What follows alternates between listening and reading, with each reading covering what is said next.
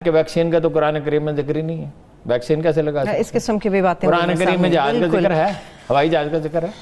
दुनिया में इकोनॉमी चलती है ट्रेंड वर्कर पे। चीन में पढ़ा लिखा ट्रेंड वर्कर है, इसलिए मैशियत वहां जाती है।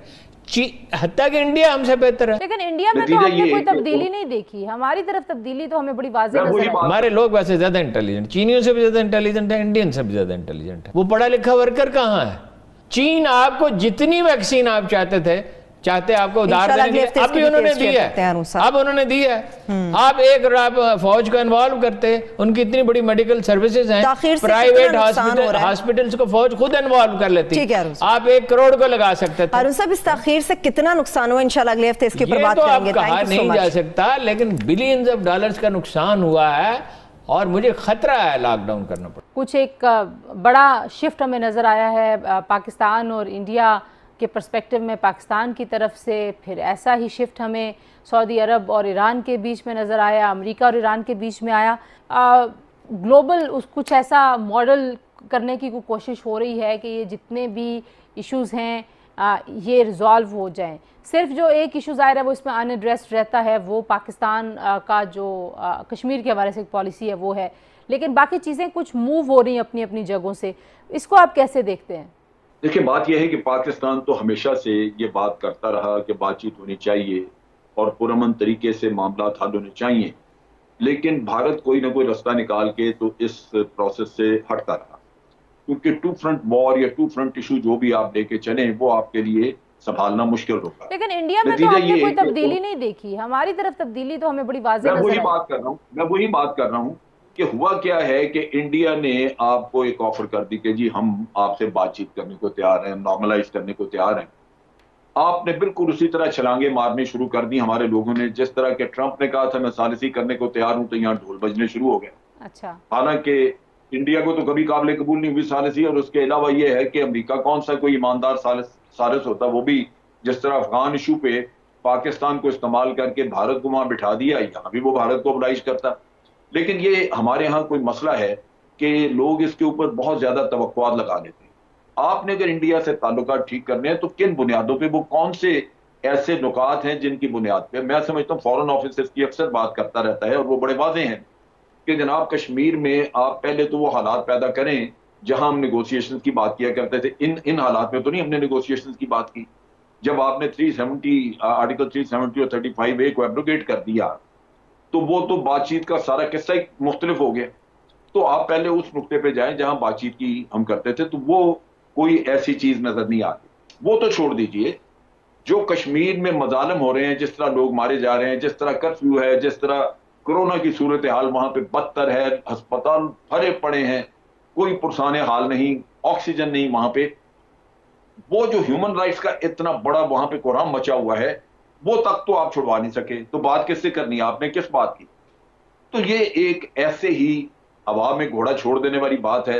पाकिस्तान को सर, हमारे तो बड़े सीनियर और सीरियस लेवल के ऊपर हमने देखा है कि वो गलत है, वो गलत है। ठीक है, आपकी ये स्टेटमेंट में वो मुझे बेतुकी नजर आती है उस वजह से कि दूसरी तरफ से कोई ऐसी इंडिकेशन नहीं है कि वो कहीं आपको कोई कंसेशन देना चाहते हैं, कहीं वो आपसे आपका कोई जायज मुतालबा मानना चाहते हैं, वो तो है ही नहीं। सही। तो आप किस तरह की बातें कर रहे हैं? ये मैं समझता हूँ वो जिसने भी की है वो बिल्कुल इस वक्त बेमौका और बेतुकी।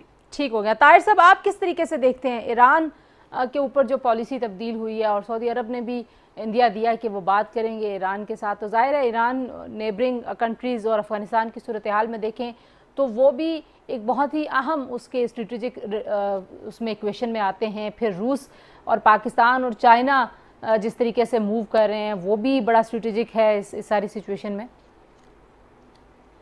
सऊदी अरब को शायद एहसास हो गया, लेकिन बहुत वक्त लेकर के उनको एहसास हो गया कि जो कन्फ्रंटेशन की पॉलिसी है मेरे ख्याल में वो उनकी कामयाब ना हो सकी। यमन की लड़ाई देखें ना, हम अफ़गानिस्तान की भी मिसाल देते हैं कि एक ग्रुप ने तकरीबन 40 ममालिक वो कामयाब नहीं हो सके तालिबान के खिलाफ। तो यमन में भी तो यही हो रहा है ना। यमन में कितने कोएलिशन फोर्सेस के हैं और कितने उनके पास जदीद असलहा है, लेकिन क्या हुआ? अक्सर खबरें आ रही कि सिविलियन मारे जा रहे हैं, कभी स्कूल पे, कभी शादी पे, कभी किस पे, कभी किस पे। तो यमन की लड़ाई तो ना जीत सके ना कोएलिशन फोर्सेस। तो लिहाजा और वैसे भी अब लड़ाइयों का मेरे किसी स्टेज पे तो आपको बैठना है ना। अमरीकियों को भी 18 साल बाद एहसास हुआ कि तालिबान को शिकस्त ना दे सके। तालिबान एक छोटी जगह से शुरू हो गए थे, मशरिक से शुरू होकर के हर जगह पे फैल गए वो उनकी लड़ाई। तो वो भी बैठ गए और काफ़ी सारी चीज़ें उन्होंने तालिबान की उनको मानना पड़ा, तालिबान की काफ़ी सारे डिमांड। तो सऊदी अरब को अगर एहसास हो गया कि उन्होंने ईरान के साथ अब हालात अभी कोई ज़्यादा हमने नहीं देखे, लेकिन बयान उसके वली अहद साहब का आ गया है और वो मतलब एक अच्छी पेशरफ्त है। पाकिस्तान ने भी कोशिश की है, वज़ीर आज़म ने भी कोशिश की है और फ़ायदा इनका होगा तो सबसे ज़्यादा खित्ते के ममालिक को होगा, पड़ोसियों को होगा अगर ये टेंशन ख़त्म होती है। तो मेरे ख्याल में ये सऊदी अरब के बिल्कुल अप्रिशिएट करना चाहिए, लेकिन सिर्फ बयान तक महदूद नहीं है, प्रैक्टिकल अमली इक़दाम उठाने चाहिए। सही। रहीमुल्लाह यूसुफ़ज़ई से आखिरी कमेंट मुझे जो आपसे चाहिए, उसामा बिन लादेन का जो ऑपरेशन था उसको भी 10 साल मुकम्मल हो गए हैं और पाकिस्तान की फ़ॉरेन पॉलिसी रीजनल जो हमारी सारी सूरत हाल है, अब लगता है कि वापस हमारी कंसंट्रेशन दोबारा रीजन के ऊपर, रीजनल ब्लॉक्स के ऊपर आ रही है। आपको लगता है कि वाकई ऐसा ही है जो तासुर मैं ले रही हूँ, या पाकिस्तान अभी भी सिर्फ इंडिया सेंट्रिक हो के, क्योंकि माजी में हमने देखा कि सिर्फ इंडिया सेंट्रिक होने की वजह से बहुत सारे मौके जो रीजन में पाकिस्तान को मिल सकते थे वो पाकिस्तान ज़ाय करता रहा है। तो अब जो रशिया के साथ और चाइना और बाकी जगहों पे जो चीज़ें हो रही हैं उसमें आपको लगता है कि कोई हमने सबक सीखा है माजी से?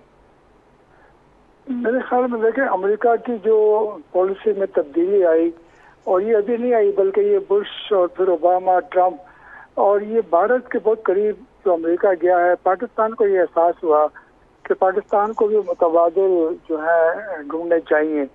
और फिर हमने देखा कि चीन से तो हमारे ताल्लुकात बड़े पुराने हैं, करीबी हैं, लेकिन रूस की तरफ से भी काफ़ी मस्बत जवाब आया, तो उनसे हमारे ताल्लुकात बेहतर हुए। फिर ईरान से जो हमारे अख्तिलाफात रहते थे अफगानिस्तान के हवाले से, तालिबान के हवाले से, वो भी तकरीबन ख़त्म हो गए, क्योंकि ईरान ने भी तालिबान को सपोर्ट किया है। और तुर्की के हम बड़े करीब हुए हैं। वो इंडिया सेंट्रिक जो आपने लफ्ज़ इस्तेमाल किया, यानी अगर हम इंडिया सेंट्रिक है तो इंडिया भी पाकिस्तान सेंट्रिक है। कुछ लोग ये तवक्को करें, आखिरी कमेंट एक अगर जुमला इस पे भी कह लें, कि कोरोना के बाद की जो सूरत हाल हुई है, जितना ह्यूमैनिटेरियन क्राइसिस हमने देखा है, वो भी शायद मोदी सरकार को थोड़ा सा अपना रवैया बदलने के ऊपर मजबूर कर सकता है। यू थिंक ऐसा हो सकता है या नहीं, वहाँ से बेहिसी ऐसी रहेगी? देखिए, वो तो मेरे ख्याल में अंदरून जो है इंडिया, तो वहाँ पे मोदी और बीजेपी की मेरे ख्याल में काफ़ी मुखालफत हुई है। ये जो अभी आसाम में और वेस्ट बंगाल में और केरला में इंतखाबात हुई, ये ज़रा जो अभी पीक आया है कोविड-19 का, उससे पहले हो गए थे। अगर ये इंतखाबात अभी होते या इसके बाद होते तो मेरे ख्याल में बीजेपी के वोट बहुत कम पड़ने थे। अभी भी कहा जा रहा है कि वेस्ट बंगाल में वो हार जाएंगे, लेकिन मैं ये कहता हूँ कि अंदरून तौर पर मोदी जो पहले बड़ा पॉपुलर था, मेरे ख्याल में उसकी जो सपोर्ट है, साख है, वो बड़ी ख़राब हुई है, और इसकी वजह से उसकी हुकूमत भी कमज़ोर हो जाएगी।